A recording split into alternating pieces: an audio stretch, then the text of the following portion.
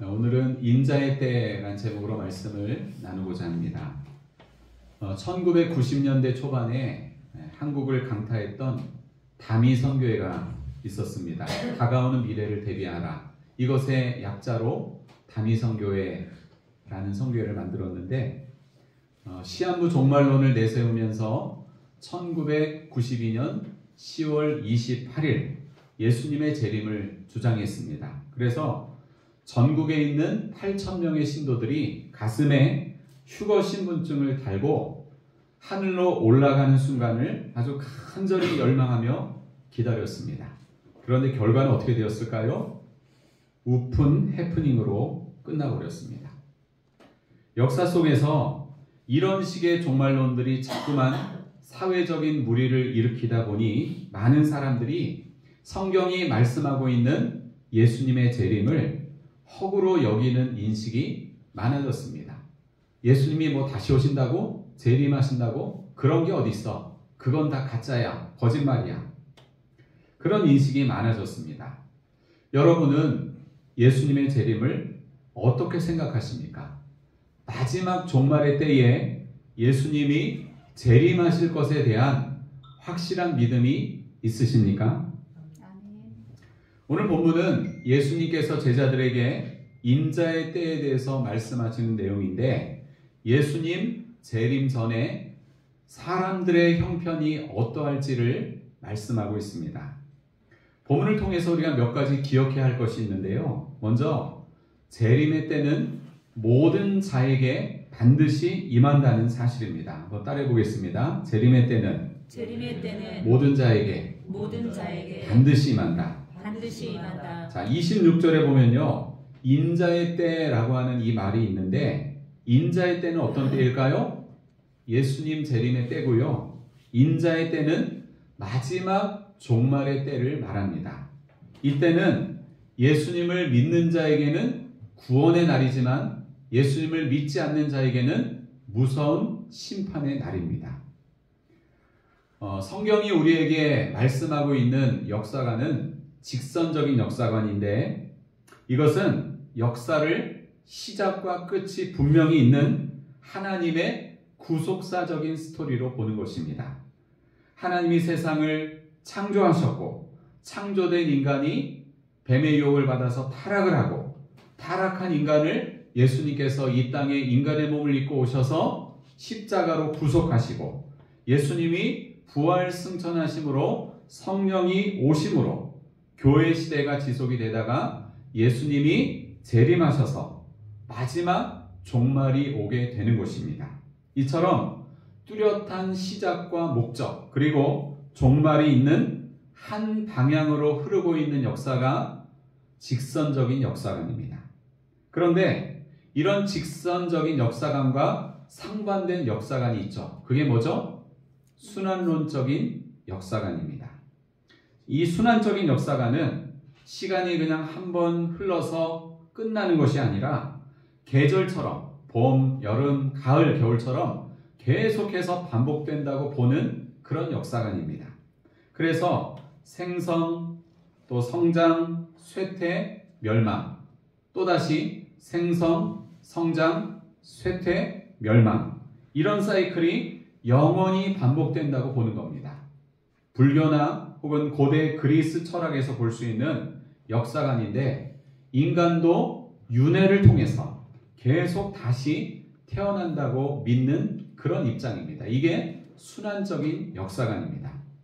이처럼 순환적인 역사관은 역사가 무한 반복된다고 보기 때문에 종말의 개념이 없습니다. 끝이 없는 거죠. 계속 돌고 도니까.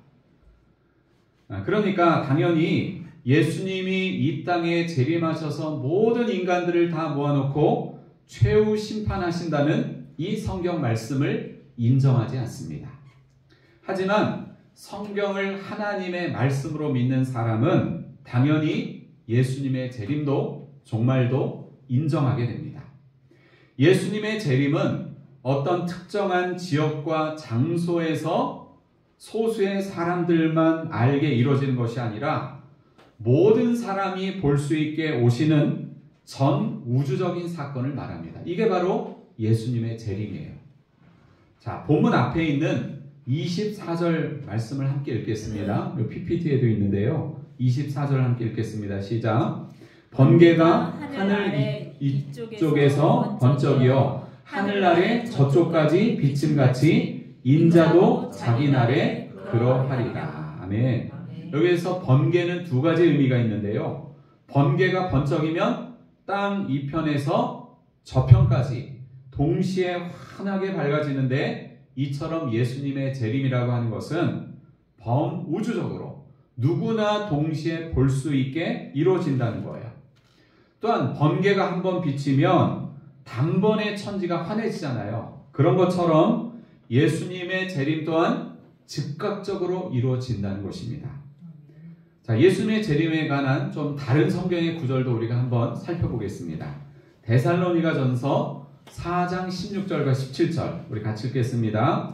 주께서 호령과 천사장의 소리와 하나님의 나팔 소리로 치니 하늘로부터 강림하시리니 그리스도 안에서 죽은 자들이 먼저 일어나고 그 후에 우리 살아남은 자들도 그들과 함께 구름 속으로 끌어올려 공중에서 주를 영접하게 하시리니 그리하여 우리가 항상 주와 함께 있으리라. 아멘. 자, 이게 무슨 말인가 하면 다양한 관점으로 이 말씀을 볼 수 있지만 예수님의 재림은 가시적이라는 거예요. 모든 사람이 눈으로 볼 수 있게 온다는 거예요. 어떤 이단은 벌써 예수님이 1900년대 초반에 보이지 않게 오셨다는 거예요. 여러분, 이게 다 이단입니다. 예수님의 재림은요, 눈에 보이는 가시적인 모습으로 오신다.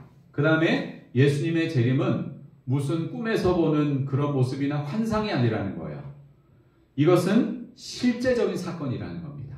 가시적인 사건, 실제적인 사건. 그리고 여러분, 이 예수님 재림의 사건은 우주적인 사건이에요. 모든 사람이, 온 우주가 이걸 다 알아요. 특정한 사람만, 이단에 속한 사람만 우리 예수님이 재림하셔서 이렇게 알 수 있는 게 아니라 모든 사람이, 과거, 현재, 미래 모든 사람이 다 알게 되는 우주적인 사건이라는 것입니다. 자, 그 다음에 데살로니가전서 5장 1절부터 3절도 같이 읽겠습니다. 자, 여기 앞에 보시고 같이 읽겠습니다. 시작.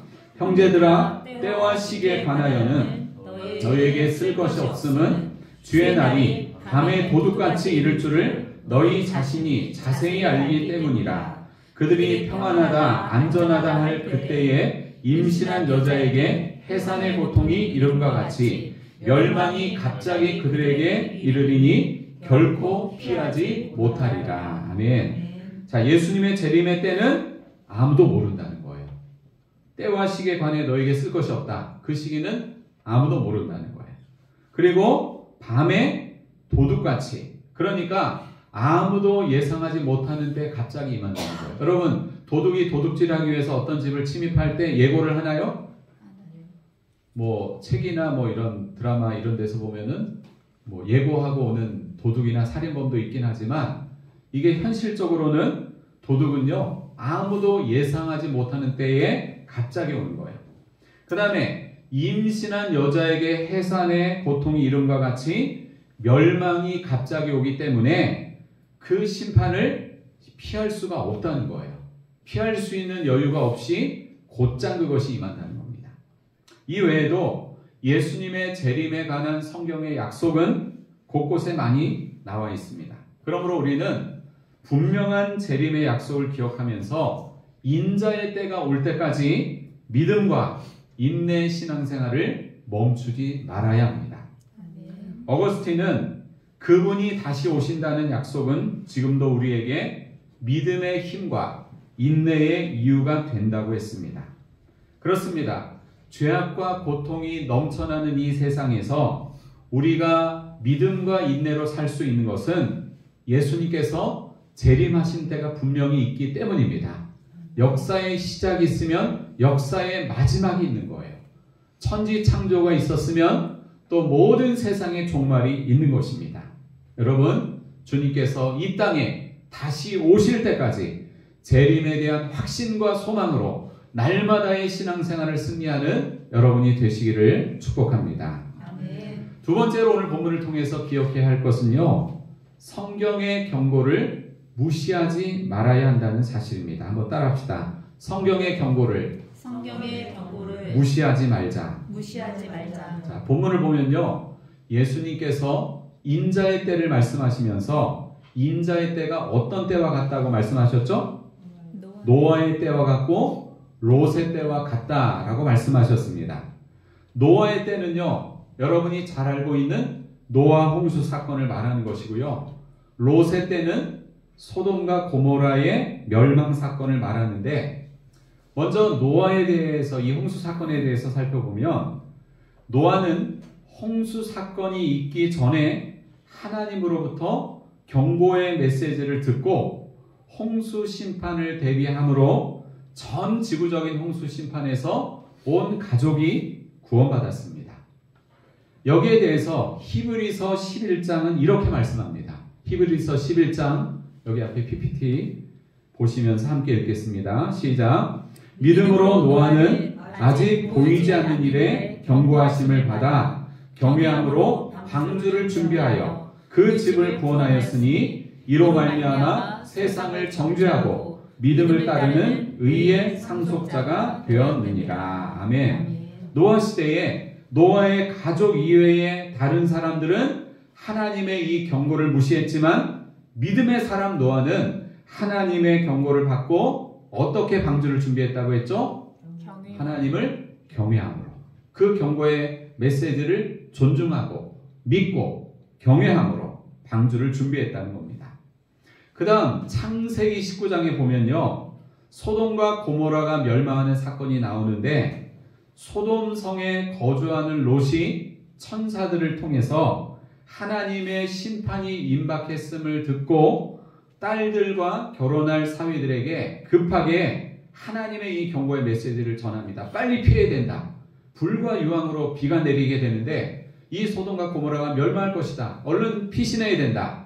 이런 말을 전했습니다. 그때 여러분 사위들이 어떤 반응을 보였는지 아십니까? 우리 창세기 19장 14절을 같이 읽겠습니다. 시작.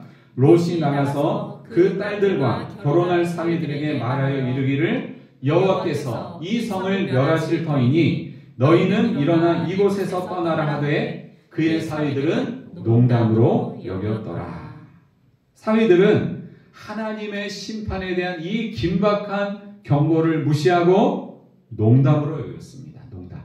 이 농담으로 여겼다는 말에는 히브리어로 비웃다, 조롱하다라고 하는 뜻도 들어있는데, 결국 하나님의 경고를 무시한 사위들은 나중에 어떻게 됐을까요? 불과 유황비가 떨어질 때에 그대로 그것을 맞고 소돔과 함께 멸망하게 됩니다.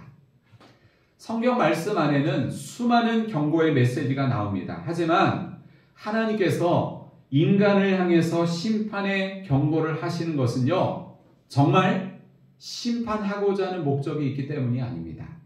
여러분, 사랑하는 부모님이 여러분을 혼내킬 때가 있잖아요. 그죠? 그럼 혼내키고 잔소리하는 이유는 뭐예요?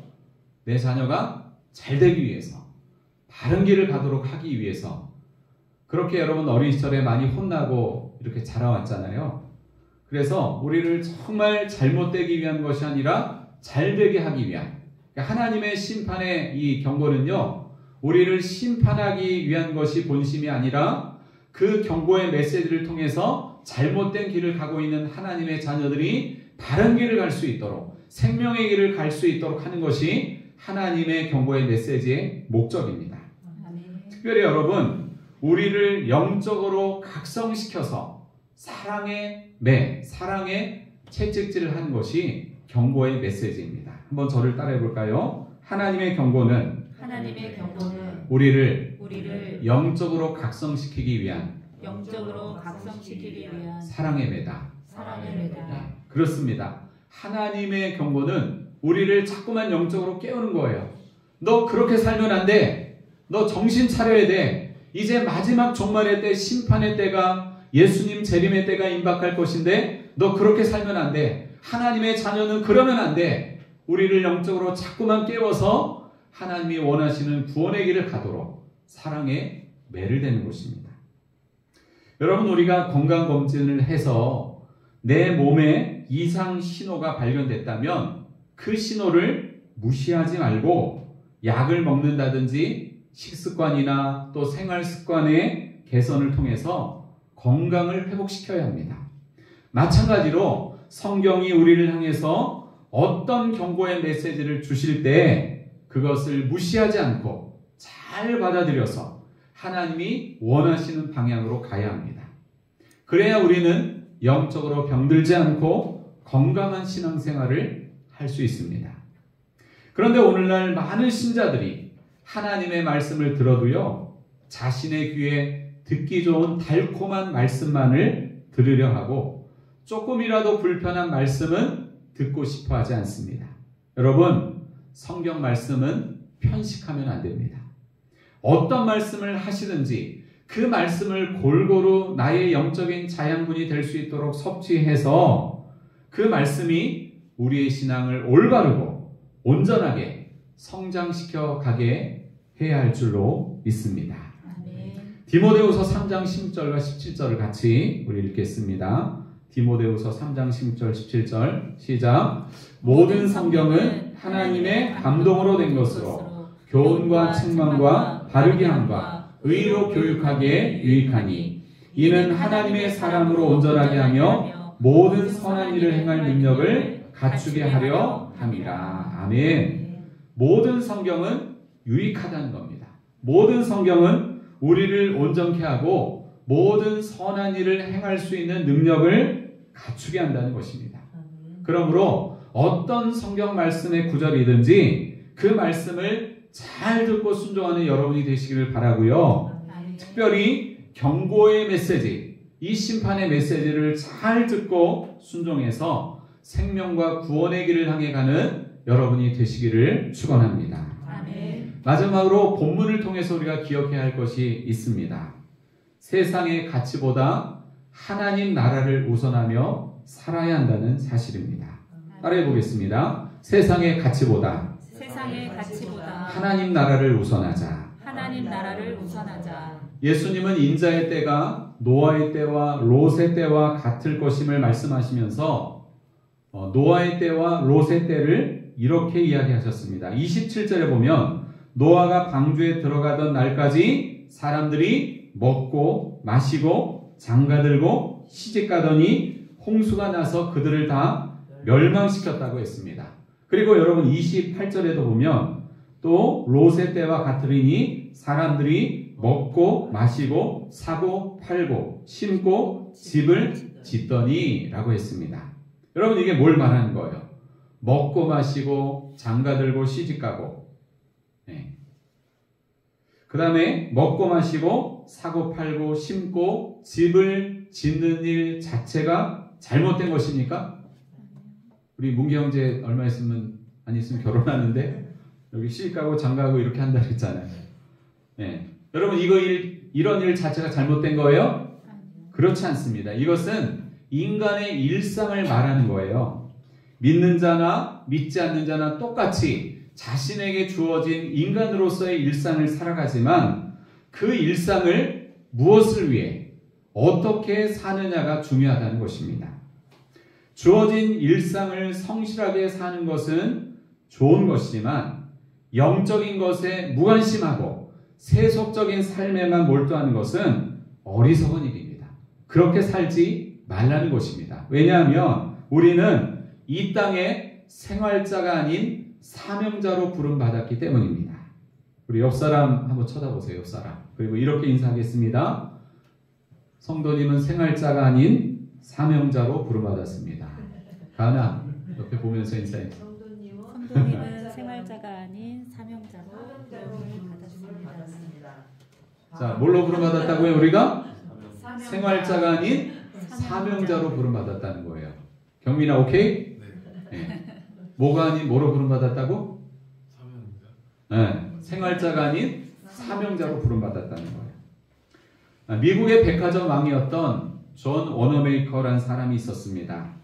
그는 어린 시절에 정말 성경책을 갖고 싶었어요.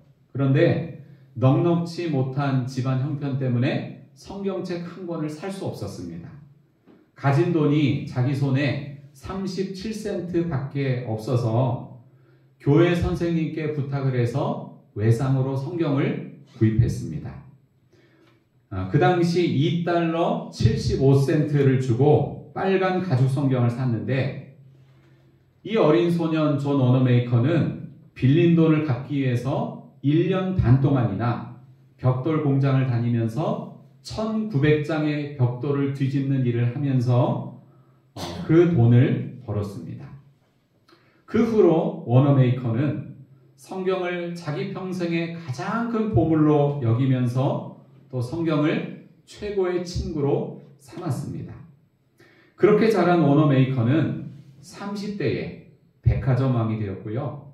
우리나라를 비롯해서 전 세계 방방곡곡에 YMCA 건물을 세워서 청년 사역에도 앞장섰습니다. 84년의 생애 중에서 67년을 주일학교 교사로 봉사를 했는데 미국의 23대 대통령이었던 해리슨 대통령으로부터 최신부 장관직을 요청받았을 때 주일 성수와 교사 역할을 못하면 이 최신부 장관직을 수락할 수 없다고 하며 그렇게 말씀을 드렸는데 결국 그 해리슨 대통령이 워너메이커의 조건을 수용함으로써 장관직을 수락했습니다. 그래서 워너메이커는 장관직을 수행하는 4년 동안 워싱턴에서 필라델피아까지 먼 거리를 오가면서 주의를 지켰고 교사로 봉사하면서 세계 최대의 베다니 주일학교를 이루었습니다. 그는 장관직을 4년 동안 수행하면서 단 한 번도 주의를 지키지 못한 적이 없었고 주일학교 교사로 봉사하지 않은 적이 없었습니다. 그는 사회적으로도 성공한 사업가였고 신앙적으로도 아름다운 모범이 되었습니다. 백화점 사업으로 큰 성공을 거둔 워너메이커에게 어느 날 백화점 직원들이 현실적인 제안을 합니다. 회장님, 주일날에도 백화점 문을 열어서 돈을 더 벌어야 합니다. 워너메이커는 직원들의 제안에 대해서 이렇게 대답했습니다. 나는 하나님의 나를 세상의 재물과 바꾸고 싶지 않소. 백화점 사업을 시작한 지 60년이 되던 1921년 워너메이커의 공로를 축하하는 기념행사 자리에서 한 기자가 워너메이커에게 이렇게 물었습니다. 회장님, 지금까지 투자한 것 중에서 가장 성공적인 투자는 무엇이었습니까? 그는 1초의 망설임도 없이 11살 소년이었을 때 교회 선생님께 $2 75센트를 주고 산 빨간 가죽 성경이었다고 대답했습니다. 그 성경이 바로 현재의 자신을 만들었다고 자신 있게 대답했습니다. 사랑하는 여러분, 재림의 때가 다가올수록 세상의 재물이나 또 세상이 주는 즐거움에 몰두하지 마시고 워너메이커처럼 영원히 사라지지 않는 하나님 나라를 우선하며 살아가는 여러분의 아름다운 신앙생활이 되시기를 예수님의 이름으로 축복합니다. 아멘. 말씀을 정리합니다. 우리 앞에 PPT를 함께 읽으시면서 결단하시겠습니다. 자, 첫 번째요. 시작. 재림의 때는 모든 자에게 반드시 임합니다. 두 번째, 성경의 경고를 무시하지 말아야 합니다. 세 번째, 세상의 가치보다 하나님 나라를 우선하며 살아야 합니다. 아멘. 사랑하는 성도 여러분, 예수님의 재림의 때가 언제인지 아무도 알 수 없지만 분명한 것은 그날이 점점 성큼성큼 우리 가까이 다가오고 있다는 사실입니다. 인자의 때는 종말의 때요, 최후 심판과 구원이 이루어지는 때입니다. 그날에 가장 아름다운 신앙의 모습으로 준비되셔서 가장 큰 기쁨으로 예수님을 맞이하는 푸른마을 교회 모든 성도님들이 되시기를 예수님의 이름으로 축원합니다. 아멘. 기도하시겠습니다.